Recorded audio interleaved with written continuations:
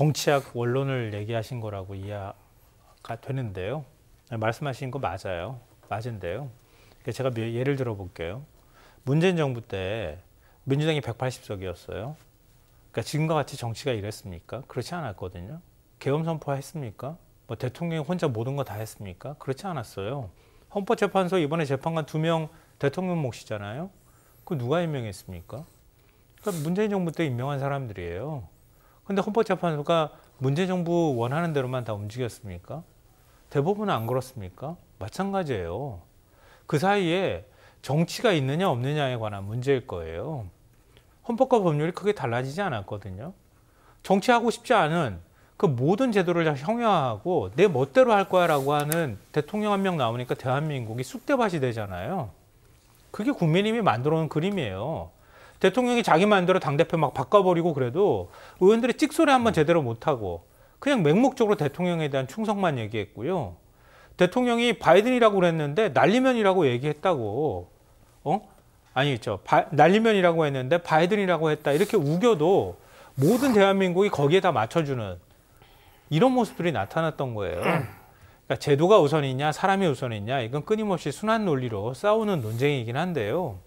민주당이 집권해서 만약에 대통령이 임명할 수 있는 권한을 가지고 모든 권한을 다 행사해서 이른바 독재를 한다?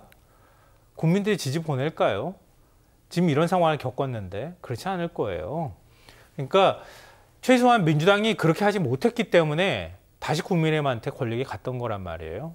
그러니까 과도한 공포 마케팅은 저는 별로 바람직하지 않다고 보고요. 공포 마케팅이 아니라 어쨌든 사람은 믿을 수가 없는 거잖아요. 그러니까 이재명 대표가 지금까지 민주당을 관리를 하고 운영을 하고 민주당을 뭐 여러 가지 뭐 지도를 한 걸 보면은 과연 상대를 인정을 하고 또 포용력 있는 리더십을 보여줬느냐 그런 부분에 대해서는 우리가 비판할 수가 있고 문재인 정권 시절과 비교하는데 그래서 제가 이재명 대통령 시대를 걱정하는 거라니까요. 네. 이재명 대통령 후보가 성품상, 기질상, 성향상, 리더십상 상당히 좀 장악력이 높잖아요. 당도 장악 많이 했고 비명계 인정 안 하고 그런 모습이 국정 운영에 투영이 되면은 자칫 잘못하면은 제도로서 우리가 견제와 균형의 원리를 실현시키지 못할 수 있지 않을까. 네. 그런 걱정이지 공포 마케팅은 아니죠. 알겠습니다. 뭐 대선 결과 아직 나온 거 아니니까요. 그죠?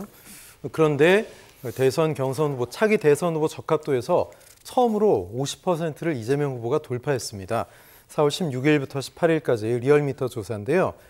4월 두 번째 주보다 올랐어요. 50.2. 드디어 처음으로 50%가 넘는 지지율이 나왔고요. 그 밑으로 김문수, 한동훈, 홍준표 상당히 좀 차이가 많이 납니다. 자, 3자 가상 대결을 해봐도 그래도 지지율이 안 빠집니다. 이재명 54, 김문수 23, 이준석 6, 54%대가 이제 고루 나오고 있고 한동훈 후보, 김문수 후보, 홍준표 후보 뭐 누구를 돌려도 3자 대결 내도 50%를 넘게 받을 것이다. 지금까지는 예측인데요. 김성환 평론가 어떻게 보십니까? 우리나라 국민 절반이 지금 아까 장 소장께서 말씀하셨는데 그런 우려를 모르기 때문에 저렇게 지지를 보내는 건 아닐 거라고 보고요. 아까도 이제 민주당 지지자들이 당원하고 대의원이 왜 지지를 보내는지 시대 정신이 반영된 것이다라고 말씀드린 것과 같은 맥락인 것 같고요. 이재명 후보가 지지율이 뭐 박스권에 갇혔다, 정체돼 있다 이렇게 얘기하는 건 전 동의가 안 돼요.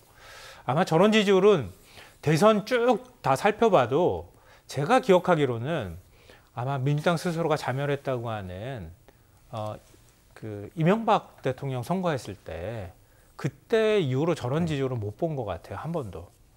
그러니까 보통은 다자 대결에서 40% 초반 정도 되면 사실은 대통령이 되는 숫자다 이렇게 우리가 평가할 수 있고요.